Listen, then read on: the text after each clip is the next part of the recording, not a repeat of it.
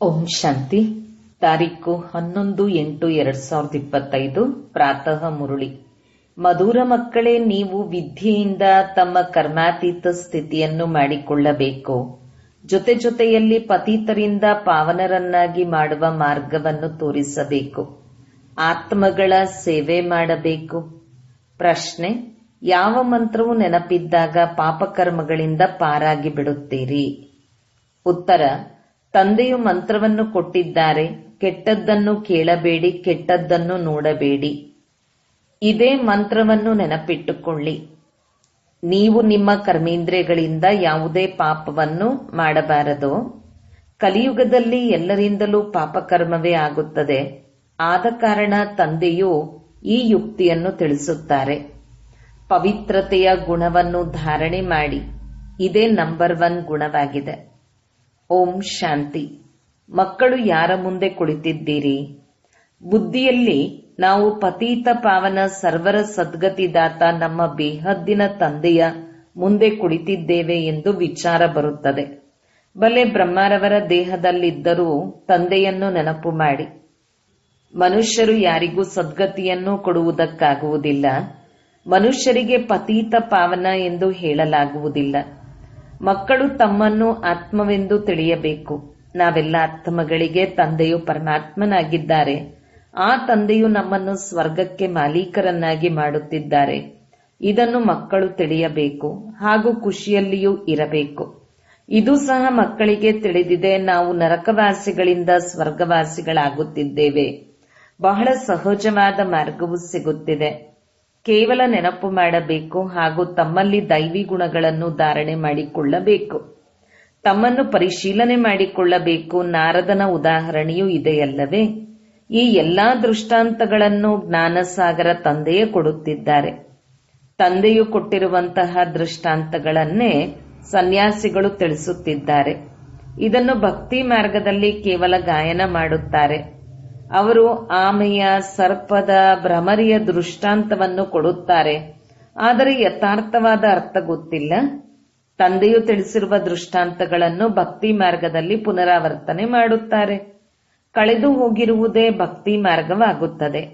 ಈ ಸಮಯದಲ್ಲಿ ಯಾವುದು ಪ್ರತ್ಯಕ್ಷವಾಗಿ ಆಗುತ್ತಿದೆಯೋ ಅದು ನಂತರ ಗಾಯನ ಮಾಡಲ್ಪಡುತ್ತದೆ. ಭಲೆ ದೇವತೆಗಳ ಜನ್ಮದಿನ ಅಥವಾ ಭಗವಂತನ ಜನ್ಮದಿನವನ್ನಾಚರಿಸುತ್ತಾರೆ. ಆದರೆ ಏನೂ ತಿಳಿದಿಲ್ಲ. ಈಗ ನೀವು ಎಲ್ಲವನ್ನೂ ತಿಳಿಯುತ್ತಿದ್ದೀರಿ. ತಂದೆಯಿಂದ ಶಿಕ್ಷಣ ಪಡೆದು ಪತೀತರಿಂದ ಪಾವನರು ಆಗುತ್ತಿದ್ದೀರಿ ಹಾಗೂ ಪತೀತರನ್ನು ಪಾವನ ಮಾಡುವ ಮಾರ್ಗವನ್ನು ತೋರಿಸುತ್ತಿದ್ದೀರಿ.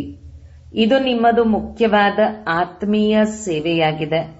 ಮೊಟ್ಟ ಮೊದಲು ಯಾರಿಗೇ ಆಗಲಿ ಆತ್ಮದ ಜ್ಞಾನವನ್ನು ಕೊಡಿ. ನೀವು ಆತ್ಮ ಆಗಿದ್ದೀರಿ ಎಂಬುದು ಯಾರಿಗೂ ತಿಳಿದಿಲ್ಲ. ಆತ್ಮವು ಅವಿನಾಶಿಯಾಗಿದೆ. ಯಾವಾಗ ಸಮಯ ಬರುತ್ತದೆಯೋ ಆಗ ಆತ್ಮವು ಶರೀರದಲ್ಲಿ ಬಂದು ಸೇರುತ್ತದೆ. ಅಂದಾಗ ನಿಮ್ಮನ್ನು ಗಳಿಗೆ ಗಳಿಗೆ ಆತ್ಮನೆಂದು ತಿಳಿಯಬೇಕಲ್ಲವೇ? ನಾವು ಆತ್ಮಗಳಿಗೆ ತಂದೆಯು ಪರಮಪಿತ ಪರಮಾತ್ಮನಾಗಿದ್ದಾರೆ, ಪರಮ ಶಿಕ್ಷಕನೂ ಆಗಿದ್ದಾರೆ. ಇದೆಲ್ಲವೂ ಪ್ರತಿ ಕ್ಷಣವೂ ಮಕ್ಕಳಿಗೆ ನೆನಪಿರಬೇಕು. ಇದನ್ನು ಮರೆಯಬಾರದು. ಈಗ ಮನೆಗೆ ಹಿಂತಿರುಗಿ ಹೋಗಬೇಕು.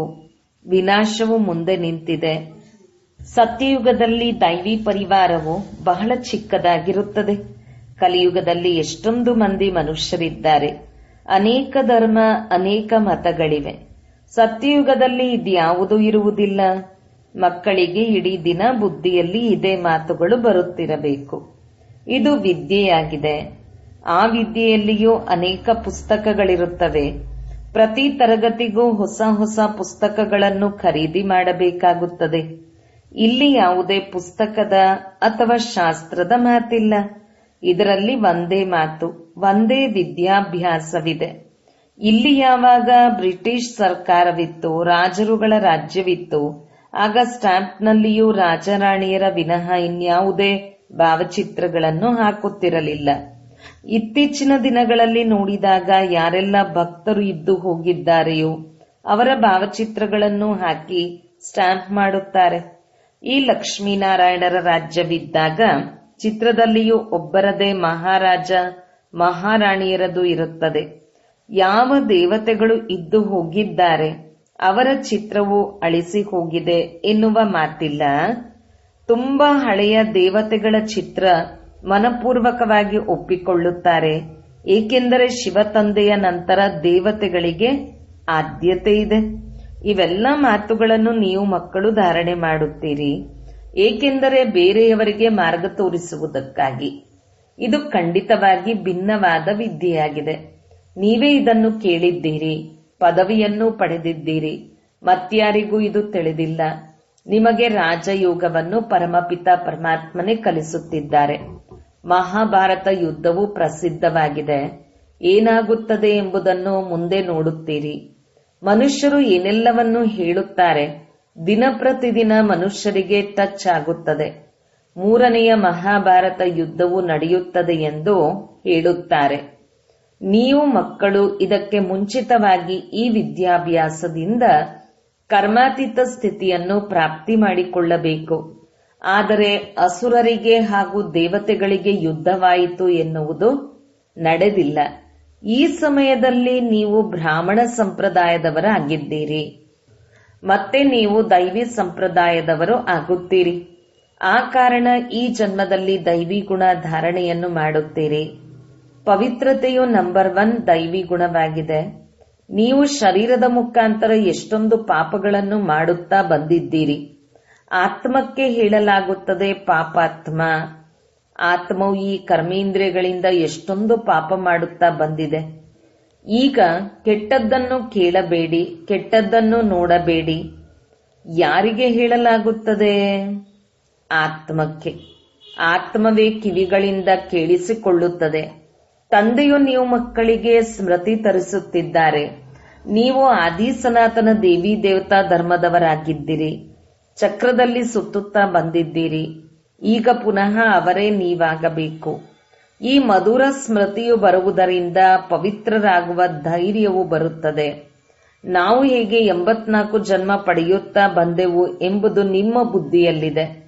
ಮೊದಲು ನಾವು ದೇವತೆಗಳಾಗಿದ್ದೆವು. ಇದೇ ಕಥೆಯಲ್ಲವೇ? 5000 ವರ್ಷಗಳ ಹಿಂದೆ ನಾವೇ ದೇವತೆಗಳಾಗಿದ್ದೆವು ಎಂಬುದು ಬುದ್ಧಿಯಲ್ಲಿ ಬರಬೇಕಲ್ಲವೇ? ನಾವು ಆತ್ಮರು ಮೂಲವತನದಲ್ಲಿದ್ದೆವು. ನಾವೆಲ್ಲ ಆತ್ಮಗಳ ಮನೆ ಅದಾಗಿದೆ ಎಂಬುದು ನಿಮಗೆ ವಿಚಾರದಲ್ಲಿಯೇ ಇರಲಿಲ್ಲ. ಅಲ್ಲಿಂದ ಇಲ್ಲಿಗೆ ಪಾತ್ರವನ್ನು ಅಭಿನಯಿಸುವುದಕ್ಕಾಗಿ ಬರುತ್ತೇವೆ. ಸೂರ್ಯವಂಶಿ, ಚಂದ್ರವಂಶಿ ಆದೆವು. ಈಗ ಬ್ರಹ್ಮನ ಸಂತಾನ ಬ್ರಾಹ್ಮಣ ವಂಶದವರಾಗಿದ್ದೇವೆ. ನೀವು ಈಶ್ವರನ ಸಂತಾನರಾಗಿದ್ದೀರಿ. ಈಶ್ವರನು ಕುಳಿತು ನಿಮಗೆ ಶಿಕ್ಷಣವನ್ನು ಕೊಡುತ್ತಿದ್ದಾರೆ. ಇವರು ಸುಪ್ರೀಂ ತಂದೆ, ಸುಪ್ರೀಂ ಶಿಕ್ಷಕ, ಸುಪ್ರೀಂ ಗುರುವೂ ಆಗಿದ್ದಾರೆ. ನಾವು ಅವರ ಮತದ ಅನುಸಾರ ಎಲ್ಲಾ ಮನುಷ್ಯರನ್ನು ಶ್ರೇಷ್ಠಾತಿ ಶ್ರೇಷ್ಠರನ್ನಾಗಿ ಮಾಡುತ್ತೇವೆ. ಮುಕ್ತಿ, ಜೀವನ್ ಮುಕ್ತಿ ಎರಡೂ ಶ್ರೇಷ್ಠವಾಗಿದೆ. ನಾವು ನಮ್ಮ ಮನೆಗೆ ಹೋಗುತ್ತೇವೆ. ನಂತರ ಪವಿತ್ರ ಆತ್ಮಗಳು ಬಂದು ರಾಜ್ಯ ಮಾಡುತ್ತೀರಿ. ಇದು ಚಕ್ರ ಆಗಿದೆಯಲ್ಲವೇ? ಇದಕ್ಕೆ ಸ್ವದರ್ಶನ ಚಕ್ರವೆಂದು ಹೇಳಲಾಗುತ್ತದೆ. ಇದು ಜ್ಞಾನದ ಮಾತಾಗಿದೆ. ತಂದೆಯು ತಿಳಿಸುತ್ತಾರೆ, ನಿಮ್ಮ ಈ ಸ್ವದರ್ಶನ ಚಕ್ರವು ನಿಂತು ಹೋಗಬಾರದು. ತಿರುಗುತ್ತಾ ಇರುವುದರಿಂದಲೇ ವಿಕರ್ಮಗಳು ವಿನಾಶವಾಗುತ್ತದೆ. ನೀವೀಗ ರಾವಣನ ಮೇಲೆ ವಿಜಯವನ್ನು ಪಡೆಯುತ್ತೀರಿ. ಪಾಪವು ಅಳಿಸಿ ಹೋಗುತ್ತದೆ. ಈಗ ಸ್ಮರಣೆ ಮಾಡುವುದಕ್ಕೆ ಸ್ಮೃತಿ ಬಂದಿದೆ. ಕುಳಿತು ಮಾಲೆಯನ್ನು ಸ್ಮರಿಸುವ ಮಾತಲ್ಲ. ಆತ್ಮದ ಅಂತರ್ಯದಲ್ಲಿ ಯಾವ ಜ್ಞಾನವಿದೆಯೋ ಅದನ್ನು ನೀವು ಮಕ್ಕಳು ನಿಮ್ಮ ಸಹೋದರ ಸಹೋದರಿಯರಿಗೆ ತಿಳಿಸಬೇಕು. ಮಕ್ಕಳು ಸಹಯೋಗಿಗಳಾಗುತ್ತೀರಲ್ಲವೇ? ನೀವು ಮಕ್ಕಳನ್ನೇ ಸ್ವದರ್ಶನ ಚಕ್ರಧಾರಿಯನ್ನಾಗಿ ಮಾಡುತ್ತೇನೆ. ಈ ಜ್ಞಾನವು ತಂದೆಯಲ್ಲಿಯೇ ಇರುವ ಕಾರಣ ತಂದೆಗೆ ಜ್ಞಾನ ಸಾಗರ, ಮನುಷ್ಯ ಸೃಷ್ಟಿಯ ಬೀಜರೂಪನೆಂದು ಕರೆಯುತ್ತಾರೆ. ಅವರಿಗೆ ಹೂದೋಟದ ಮಾಲೀಕ ಎಂದು ಕರೆಯುತ್ತಾರೆ. ದೇವಿ ದೇವತಾ ಧರ್ಮದ ಬೀಜವನ್ನು ಶಿವತಂದೆಯೇ ನೆಡುತ್ತಾರೆ. ಈಗ ನೀವು ದೇವಿ ದೇವತೆಗಳಾಗುತ್ತಿದ್ದೀರಿ. ಇದನ್ನು ಇಡೀ ದಿನ ಸ್ಮರಣೆ ಮಾಡುತ್ತಿದ್ದರೆ ನಿಮ್ಮ ಕಲ್ಯಾಣವು ಬಹಳ ಬೇಗ ಆಗುತ್ತದೆ. ದೈವಿ ಗುಣಗಳನ್ನು ಧಾರಣೆ ಮಾಡಬೇಕು. ಪವಿತ್ರರೂ ಆಗಬೇಕು. ಸ್ತ್ರೀ ಪುರುಷ ಇಬ್ಬರು ಒಟ್ಟಿಗೆ ಇದ್ದು ಪವಿತ್ರರಾಗಬೇಕು ಎಂದು ಹೇಳುವ ಧರ್ಮ ಯಾವುದೂ ಇಲ್ಲ. ಕೇವಲ ಪುರುಷರಷ್ಟೇ ನಿವೃತ್ತಿ ಮಾರ್ಗಕ್ಕೆ ಹೋಗುತ್ತಾರೆ. ಸ್ತ್ರೀ ಪುರುಷ ಇಬ್ಬರು ಒಟ್ಟಿಗೆ ಇದ್ದು ಪವಿತ್ರರಾಗುವುದು ಕಷ್ಟವಿದೆ ಎಂದು ಹೇಳುತ್ತಾರೆ. ಸತ್ಯಯುಗದಲ್ಲಿ ಇದ್ದಿರಲ್ಲವೇ? ಲಕ್ಷ್ಮೀನಾರಾಯಣರ ಮಹಿಮೆಯನ್ನು ಮಾಡುತ್ತಾರೆ. ಈಗ ನಿಮಗೆ ತಿಳಿದಿದೆ, ತಂದೆಯು ನಮ್ಮನ್ನು ಶೂದ್ರರಿಂದ ಬ್ರಾಹ್ಮಣರನ್ನಾಗಿ ಮಾಡಿ ಮತ್ತೆ ದೇವತೆಗಳನ್ನಾಗಿ ಮಾಡುತ್ತಿದ್ದಾರೆ. ನಾವೇ ಪೂಜ್ಯರಿಂದ ಪೂಜಾರಿಗಳಾದೆವು.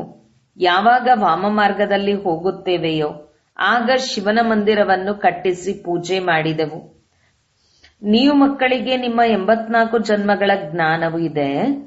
ತಂದೆಯು ತಿಳಿಸುತ್ತಾರೆ, ನಿಮಗೆ ನಿಮ್ಮ ಜನ್ಮಗಳ ಕಥೆಯೂ ಗೊತ್ತಿಲ್ಲ, ಅದನ್ನು ನಾನೇ ತಿಳಿಸುತ್ತೇನೆ.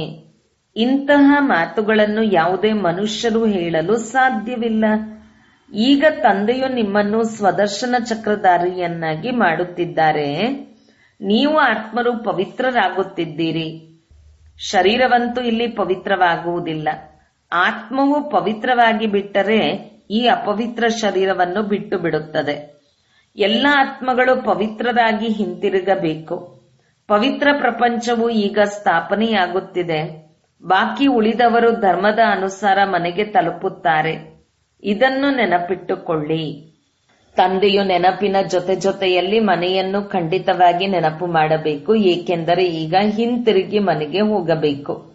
ಮನೆಯಲ್ಲಿಯೇ ತಂದೆಯನ್ನು ನೆನಪು ಮಾಡಬೇಕು. ಬಲೆ ನಿಮಗೆ ತಿಳಿದಿದೆ, ಬಾಬಾ ಈ ಬ್ರಹ್ಮರವರ ದೇಹದಲ್ಲಿ ಬಂದು ನಮಗೆ ತಿಳಿಸುತ್ತಿದ್ದಾರೆ. ಆದರೆ ಬುದ್ಧಿಯು ಪರಮಧಾಮ ಮಧುರವಾದ ಮನೆಯಿಂದ ತುಂಡಾಗಬಾರದು. ಶಿಕ್ಷಕರು ಮನೆ ಬಿಟ್ಟು ನಿಮಗೆ ಓದಿಸುವುದಕ್ಕಾಗಿ ಬರುತ್ತಾರೆ. ಓದಿಸಿ ಮತ್ತೆ ದೂರ ಹೊರಟು ಬಿಡುತ್ತಾರೆ.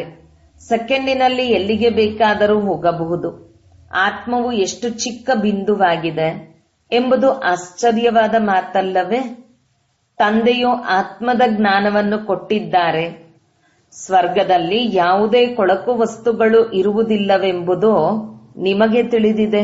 ಯಾವುದರಿಂದ ನಿಮ್ಮ ಕೈ, ಕಾಲು ಅಥವಾ ವಸ್ತ್ರಗಳು ಕೊಳಕಾಗುವುದಿಲ್ಲ. ದೇವತೆಗಳಿಗೆ ಹೇಗೆ ಸುಂದರವಾದ ವೇಷಭೂಷಣಗಳಿರುತ್ತವೆ, ಎಷ್ಟು ಫಸ್ಟ್ ಕ್ಲಾಸ್ ವಸ್ತ್ರಗಳಿರುತ್ತವೆ. ಒಗೆಯುವಂತಹ ಅವಶ್ಯಕತೆಯೂ ಇರುವುದಿಲ್ಲ. ಇದನ್ನೆಲ್ಲ ನೋಡಿ ಎಷ್ಟೊಂದು ಖುಷಿ ಪಡಬೇಕಲ್ಲವೇ? ಭವಿಷ್ಯದ 21 ಜನ್ಮಗಳು ನಾವು ಈ ರೀತಿಯಾಗುತ್ತೇವೆಂದು ಆತ್ಮನಿಗೆ ಗೊತ್ತಿದೆ. ಕೇವಲ ಅದನ್ನು ನೋಡುತ್ತಲೇ ಇರಿ. ಈ ಚಿತ್ರವು ಎಲ್ಲರ ಬಳಿ ಇರಬೇಕು. ನಮ್ಮನ್ನು ತಂದೆಯು ಈ ರೀತಿ ಮಾಡುತ್ತಿದ್ದಾರೆ ಎಂಬುದರಲ್ಲಿ ಬಹಳ ಖುಷಿ ಇರಬೇಕು. ಇಂತಹ ತಂದೆಗೆ ನಾವು ಮಕ್ಕಳಾಗಿದ್ದೇವೆಂದ ಮೇಲೆ ನಾವೇಕೆ ಅಳಬೇಕು? ನೀವು ಏಕೆ ಚಿಂತೆ ಮಾಡಬೇಕು? ದೇವತೆಗಳ ಮಂದಿರಕ್ಕೆ ಹೋಗಿ ಮಹಿಮೆ ಮಾಡುತ್ತಾರೆ. ಸರ್ವಗುಣ ಸಂಪನ್ನ ಅಚ್ಯುತಂ ಕೇಶವಂ ಎಷ್ಟೊಂದು ಹೆಸರುಗಳನ್ನು ಹೇಳುತ್ತಾರೆ. ನೀವು ಏನನ್ನು ನೆನಪು ಮಾಡುತ್ತೀರೋ ಅದೆಲ್ಲವೂ ಶಾಸ್ತ್ರದಲ್ಲಿ ಬರೆಯಲ್ಪಟ್ಟಿದೆ. ಶಾಸ್ತ್ರಗಳನ್ನು ಯಾರು ಬರೆದಿದ್ದಾರೆ? ವ್ಯಾಸ ಅಥವಾ ಕೆಲವರು ಹೊಸಬರು ಬರೆಯುತ್ತಾರೆ. ಹಿಂದೆ ಎಲ್ಲವೂ ಕೈಯಿಂದ ಬರೆದಿದ್ದ ಚಿಕ್ಕ ಗ್ರಂಥವಿತ್ತು. ಆದರೆ ಈಗ ಎಷ್ಟು ದೊಡ್ಡದಾಗಿ ಮಾಡಿಬಿಟ್ಟಿದ್ದಾರೆ ಎಂದರೆ ಇದರಲ್ಲಿ ಎಷ್ಟೊಂದು ವಿಷಯವನ್ನು ಸೇರಿಸಿಬಿಟ್ಟಿದ್ದಾರೆ. ಈಗ ಗುರುನಾನಕ್ ಬರುತ್ತಾರೆ, ತನ್ನ ಧರ್ಮ ಸ್ಥಾಪನೆ ಮಾಡುತ್ತಾರೆ, ಜ್ಞಾನವನ್ನು ಕೊಡುತ್ತಾರೆ. ಒಬ್ಬರೇ ಆಗಿದ್ದಾರೆ. ಕೇವಲ ತನ್ನ ಧರ್ಮ ಸ್ಥಾಪನೆ ಮಾಡುವುದಕ್ಕೆ ಕ್ರೈಸ್ತನು ಬರುತ್ತಾನೆ. ಯಾವಾಗ ಎಲ್ಲರೂ ಬರುತ್ತಾರೆ, ನಂತರ ಹಿಂತಿರುಗಿ ಹೋಗುತ್ತಾರೆ. ಮನೆಗೆ ಕಳುಹಿಸುವವರು ಯಾರು? ಕ್ರೈಸ್ತನೇನು? ಈಗಂತೂ ಅವರು ಭಿನ್ನ ನಾಮರೂಪದಲ್ಲಿ ತಮೋ ಪ್ರಧಾನ ಸ್ಥಿತಿಯಲ್ಲಿದ್ದಾರೆ. ಸತೋ ರಜೋ ತಮೋದಲ್ಲಿ ಬರಬೇಕಲ್ಲವೇ? ಈ ಸಮಯದಲ್ಲಿ ಎಲ್ಲರೂ ತಮೋ ಪ್ರಧಾನವಾಗಿದ್ದಾರೆ. ಎಲ್ಲರ ಸ್ಥಿತಿಯು ಜಡ್ಜಡೀಭೂತವಾಗಿದೆ. ಪುನರ್ಜನ್ಮವನ್ನು ಪಡೆಯುತ್ತಾ ಈ ಸಮಯದಲ್ಲಿ ಎಲ್ಲಾ ಧರ್ಮದವರು ತಮೋ ಪ್ರಧಾನರಾಗಿದ್ದಾರೆ. ಈಗ ಎಲ್ಲರೂ ಹಿಂತಿರುಗಿ ಹೋಗಬೇಕು, ಮತ್ತೆ ಚಕ್ರವನ್ನು ಸುತ್ತಬೇಕು. ತಂದೆಯೇ ಬಂದು ಆದಿ ಸನಾತನ ದೇವಿ ದೇವತಾ ಧರ್ಮವನ್ನು ಸ್ಥಾಪನೆ ಮಾಡುತ್ತಾರೆ. ಮತ್ತೆ ವಿನಾಶವೂ ಆಗುತ್ತದೆ. ಸ್ಥಾಪನೆ, ವಿನಾಶ, ನಂತರ ಪಾಲನೆ. ಸತ್ಯಯುಗದಲ್ಲಿ ಒಂದೇ ಧರ್ಮವಿರುತ್ತದೆ. ಈ ಸ್ಮೃತಿ ಬರುತ್ತದೆಯಲ್ಲವೇ? ಇಡೀ ಚಕ್ರವು ಸ್ಮೃತಿಯಲ್ಲಿ ತಂದುಕೊಳ್ಳಬೇಕು. ಈಗ ನಾವು 84 ಜನ್ಮದ ಚಕ್ರವನ್ನು ಪೂರ್ಣ ಮಾಡಿ ಮನೆಗೆ ಹಿಂತಿರುಗುತ್ತೇವೆ. ನೀವು ಮಾತನಾಡುತ್ತಾ ನಡೆಯುತ್ತಾ ಸ್ವದರ್ಶನ ಚಕ್ರಧಾರಿಗಳಾಗಿದ್ದೀರಿ. ಆದರೆ ಅಲ್ಲಿ ಕೃಷ್ಣನಿಗೆ ಸ್ವದರ್ಶನ ಚಕ್ರವನ್ನು ತೋರಿಸಲಾಗಿದೆ. ಅದರಿಂದ ಎಲ್ಲರನ್ನೂ ಸಂಹಾರ ಮಾಡಿದ ಅಕಾಸುರ ಬಕಾಸುರರ ಚಿತ್ರವನ್ನು ತೋರಿಸಲಾಗಿದೆ. ಆದರೆ ಇಂತಹ ಯಾವುದೇ ಮಾತು ನಡೆದಿಲ್ಲ. ನೀವು ಮಕ್ಕಳು ಈಗ ಸ್ವದರ್ಶನ ಚಕ್ರಧಾರಿಗಳಾಗಿರಬೇಕು. ಏಕೆಂದರೆ ಸ್ವದರ್ಶನ ಚಕ್ರದಿಂದಲೇ ನಿಮ್ಮ ಪಾಪಗಳು ತುಂಡಾಗುತ್ತವೆ. ಆಸುರಿತನವು ಸಮಾಪ್ತಿಯಾಗಿ ಬಿಡುತ್ತದೆ. ದೇವತೆಗಳಿಗೆ ಹಾಗೂ ಅಸುರರಿಗೆ ಯುದ್ಧವೂ ನಡೆದಿಲ್ಲ. ಅಸುರರು ಕಲಿಯುಗದಲ್ಲಿ, ದೇವತೆಗಳು ಸತ್ಯಯುಗದಲ್ಲಿರುತ್ತಾರೆ. ಮಧ್ಯದಲ್ಲಿ ಈ ಸಂಗಮ ಯುಗವಿದೆ. ಶಾಸ್ತ್ರಗಳು ಭಕ್ತಿ ಮಾರ್ಗದ್ದಾಗಿದೆ. ಅದರಲ್ಲಿ ಜ್ಞಾನದ ಹೆಸರು ಗುರುತು ಇಲ್ಲ. ಜ್ಞಾನ ಸಾಗರ ತಂದೆಯೊಬ್ಬರೇ ಎಲ್ಲರ ಸಲುವಾಗಿ ಇದ್ದಾರೆ. ತಂದೆಯ ವಿನಃ ಬೇರೆ ಯಾರೂ ಸಹ ಆತ್ಮಗಳನ್ನು ಪವಿತ್ರರನ್ನಾಗಿ ಮಾಡಿ ಹಿಂತಿರುಗಿ ಮನೆಗೆ ಕರೆದೊಯ್ಯುವುದಿಲ್ಲ. ಪಾತ್ರವನ್ನು ಖಂಡಿತ ಅಭಿನಯಿಸಬೇಕು ಅಂದಾಗ ಈಗ ನಿಮ್ಮ 84 ಜನ್ಮಗಳ ಚಕ್ರವನ್ನು ನೆನಪು ಮಾಡಬೇಕು. ನೀವು ಸತ್ಯಯುಗದಲ್ಲಿ ಹೊಸ ಜನ್ಮದಲ್ಲಿ ಬರುತ್ತೀರಿ. ಇಂತಹ ಜನ್ಮವು ಮತ್ತೆಂದೂ ಸಿಗುವುದಿಲ್ಲ. ಶಿವ ತಂದೆಯು, ನಂತರ ಬ್ರಹ್ಮ ತಂದೆ, ಲೌಕಿಕ, ಪಾರಲೌಕಿಕ ಹಾಗೂ ಇವರು ಅಲೌಕಿಕ ತಂದೆಯಾಗಿದ್ದಾರೆ. ಈ ಸಮಯದ್ದೇ ಮಾತು. ಇದಕ್ಕೆ ಅಲೌಕಿಕವೆನ್ನಲಾಗುತ್ತದೆ. ನೀವು ಮಕ್ಕಳು ಆ ಶಿವ ತಂದೆಯನ್ನು ಸ್ಮರಣೆ ಮಾಡುತ್ತೀರಿ, ಬ್ರಹ್ಮ ತಂದೆಯನ್ನಲ್ಲ. ಬಲೆ ಬ್ರಹ್ಮನ ಮಂದಿರದಲ್ಲಿ ಹೇಗೆ ಪೂಜೆ ಮಾಡುತ್ತಾರೆ? ಯಾವಾಗ ಸೂಕ್ಷ್ಮೋತನದಲ್ಲಿ ಸಂಪೂರ್ಣ ಅವ್ಯಕ್ತ ಮೂರ್ತಿಯಾಗುತ್ತಾರೆಯೋ ಆಗಲೇ ಅವರಿಗೆ ಪೂಜೆ ಮಾಡುತ್ತಾರೆ. ಈ ಶರೀರಧಾರಿಯೋ ಬ್ರಹ್ಮ ಪೂಜೆಗೆ ಯೋಗ್ಯರಾಗಿಲ್ಲ. ಇವರು ಮನುಷ್ಯರಲ್ಲವೇ? ಮನುಷ್ಯರಿಗೆ ಪೂಜೆ ಮಾಡಲಾಗುವುದಿಲ್ಲ. ಬ್ರಹ್ಮನಿಗೆ ದಾಡಿ ತೋರಿಸಿದ್ದಾರೆಂದರೆ ಇವರು ಇಲ್ಲಿಯವರೇ ಎಂದು ತಿಳಿಯಲಾಗುತ್ತದೆ. ದೇವತೆಗಳಿಗೆ ದಾಡಿ ಇರುವುದಿಲ್ಲ. ಇವೆಲ್ಲ ಮಾತುಗಳನ್ನು ಮಕ್ಕಳಿಗೆ ತಿಳಿಸಲಾಗಿದೆ. ನಿಮ್ಮ ಹೆಸರು ಪ್ರಸಿದ್ಧಿಯಾಗಿರುವುದರಿಂದಲೇ ನಿಮ್ಮ ಮಂದಿರವನ್ನು ಕಟ್ಟಿಸಿದ್ದಾರೆ. ಸೋಮನಾಥನ ಮಂದಿರವು ಎಷ್ಟೊಂದು ಶ್ರೇಷ್ಠವಾಗಿದೆ. ಸೋಮರಸ ಕುಡಿಸಿದರು. ಮುಂದೇನಾಯಿತು? ಮತ್ತೆ ಇಲ್ಲಿನ ದಿಲ್ವಾಡ ಮಂದಿರವನ್ನು ನೋಡಿ. ನಿಮ್ಮದೇ ನೆನಪಾರ್ಥವಾಗಿ ಈ ಮಂದಿರವನ್ನು ಮಾಡಿದ್ದಾರೆ. ಕೆಳಗಡೆ ತಪಸ್ಸು ಮಾಡುತ್ತಿದ್ದಾರೆ. ಮೇಲೆ ಸ್ವರ್ಗ ಕೊಟ್ಟಿದ್ದಾರೆ. ಮನುಷ್ಯರು ಸ್ವರ್ಗವು ಮೇಲಿದೆ ಎಂದು ತಿಳಿಯುತ್ತಾರೆ. ಮಂದಿರದಲ್ಲಿಯೂ ಸ್ವರ್ಗವನ್ನು ಕೆಳಗಡೆ ಹೇಗೆ ಮಾಡುವುದು? ಆ ಕಡೆ ಮೇಲೆ ತೋರಿಸಲಾಗಿದೆ. ಕಟ್ಟಿಸಿದವರಿಗೆ ಇದರ ಅರ್ಥವೂ ಗೊತ್ತಿಲ್ಲ. ದೊಡ್ಡ ದೊಡ್ಡ ಕೋಟ್ಯಾಧಿಪತಿಗಳಿಗೆ ಇದನ್ನು ತಿಳಿಸಿರಿ. ನಿಮಗೆ ಈಗ ಜ್ಞಾನ ಸಿಕ್ಕಿರುವುದರಿಂದ ಇದನ್ನು ನೀವು ಅನೇಕ ಬಾರಿ ತಿಳಿಸಬಹುದು. ಒಳ್ಳೆಯದು. ಮಧುರಾತಿ ಮಧುರ ಅಗಲಿ ಹೋಗಿ ಮರಳಿ ಸಿಕ್ಕಿರುವ ಮಕ್ಕಳ ಪ್ರತಿ ಮಾತಾಪಿತಾ ಬಾಪ್ ದಾದರವರ ನೆನಪು, ಪ್ರೀತಿ ಹಾಗೂ ಸುಪ್ರಭಾತ. ಆತ್ಮಿಕ ಮಕ್ಕಳಿಗೆ ಆತ್ಮೀಯ ತಂದೆಯ ನಮಸ್ತೆ. ಧಾರಣೆಗಾಗಿ ಮುಖ್ಯ ಸಾರ 1. ಅಂತರ್ಯದಿಂದ ಅಸುರಿತನವನ್ನು ಸಮಾಪ್ತಿ ಮಾಡುವುದಕ್ಕೆ ನಡೆಯುತ್ತಾ ತಿರುಗಾಡುತ್ತಾ ಸ್ವದರ್ಶನ ಚಕ್ರಧಾರಿಗಳಾಗಿ ಪೂರ್ಣ ಚಕ್ರವನ್ನು ಸ್ಮೃತಿಯಲ್ಲಿ ತಂದುಕೊಳ್ಳಬೇಕು. 2. ತಂದೆಯ ನೆನಪಿನ ಜೊತೆ ಜೊತೆಗೆ ಬುದ್ಧಿಯು ಪರಮಧಾಮ ಮನೆಯಲ್ಲಿಯೇ ಸಿಲುಕಿಕೊಂಡಿರಬೇಕು.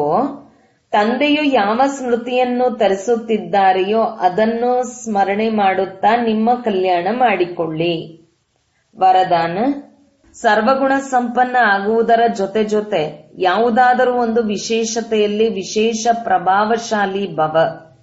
ಹೇಗೆ ಡಾಕ್ಟರ್ಗಳು ಸಾಮಾನ್ಯ ಕಾಯಿಲೆಯ ಜ್ಞಾನವಂತೂ ಹೊಂದಿರುತ್ತಾರೆ, ಆದರೆ ಜೊತೆ ಜೊತೆಗೆ ಯಾವುದಾದರೂ ಒಂದು ಮಾತಿನಲ್ಲಿ ವಿಶೇಷ ಜ್ಞಾನದಲ್ಲಿ ಹೆಸರುವಾಸಿಯಾಗಿ ಬಿಡುತ್ತಾರೆ. ಅದೇ ರೀತಿ ತಾವು ಮಕ್ಕಳು ಸಂಪೂರ್ಣ ಸಂಪನ್ನವಂತೂ ಆಗಲೇಬೇಕು. ಆದರೂ ಸಹ ಒಂದು ವಿಶೇಷತೆಯನ್ನು ವಿಶೇಷ ರೂಪದಲ್ಲಿ ಅನುಭವದಲ್ಲಿ ತರುತ್ತಾ ಸೇವೆಯಲ್ಲಿ ತರುತ್ತಾ ಮುಂದುವರಿಯುತ್ತಾ ಹೋಗಿ. ಹೇಗೆ ಸರಸ್ವತಿಯನ್ನು ವಿದ್ಯಾದೇವಿ, ಲಕ್ಷ್ಮಿಯನ್ನು ಧನದ ದೇವಿ ಎಂದು ಹೇಳಿ ಪೂಜಿಸುತ್ತಾರೆ, ಅದೇ ರೀತಿ ತಮ್ಮಲ್ಲಿ ಸರ್ವಗುಣ ಸರ್ವಶಕ್ತಿಗಳು ಇದ್ದರೂ ಸಹ ವಿಶೇಷತೆಯಲ್ಲಿ ವಿಶೇಷ ಸಂಶೋಧನೆ ಮಾಡಿ ಸ್ವಯಂ ಅನ್ನು ಪ್ರಭಾವಶಾಲಿ ಮಾಡಿಕೊಳ್ಳಿ. ಸ್ಲೋಗನ್: ವಿಕಾರರೂಪಿ ಸರ್ಪವನ್ನು ಸಹಜ ಯೋಗದ ಶಯ್ಯೆಯನ್ನಾಗಿ ಮಾಡಿಕೊಂಡು ಬಿಡಿ. ಆಗ ಸದಾ ನಿಶ್ಚಿಂತರಾಗಿರುತ್ತೀರಿ. ಅವ್ಯಕ್ತ ಸೂಚನೆ: ಸಹಜ ಯೋಗಿ ಆಗಬೇಕೆಂದರೆ ಪರಮಾತ್ಮನ ಪ್ರೀತಿಯ ಅನುಭವ ಮಾಡಿರಿ. ಯಾವಾಗ ಮನಸ್ಸೇ ತಂದೆಯದಾಗಿದೆ ಅಂದಾಗ ಮನಸ್ಸು ಹೇಗೆ ಜೋಡಿಸುವುದು, ಪ್ರೀತಿ ಹೇಗೆ ಮಾಡುವುದು? ಇಂತಹ ಪ್ರಶ್ನೆಗಳು ಬರಲು ಸಾಧ್ಯವೇ ಇಲ್ಲ. ಏಕೆಂದರೆ ಸದಾ ಲವಲೀನರಾಗಿರುತ್ತೀರಿ. ಪ್ರೀತಿಯ ಸ್ವರೂಪ ಮಾಸ್ಟರ್ ಪ್ರೀತಿಯ ಸಾಗರರಾಗಿದ್ದೀರಿ ಅಂದಾಗ ಪ್ರೀತಿಯನ್ನು ಮಾಡಬೇಕಾಗಿಲ್ಲ, ಪ್ರೀತಿಯ ಸ್ವರೂಪರಾಗಿದ್ದೀರಿ. ಎಷ್ಟೆಷ್ಟು ಜ್ಞಾನ ಸೂರ್ಯನ ಕಿರಣಗಳು ಅಥವಾ ಪ್ರಕಾಶ ಹೆಚ್ಚಾಗುತ್ತದೆ ಅಷ್ಟು ಹೆಚ್ಚು ಪ್ರೀತಿಯ ಅಲೆಗಳು ಬರುತ್ತದೆ. ಓಂ ಶಾಂತಿ.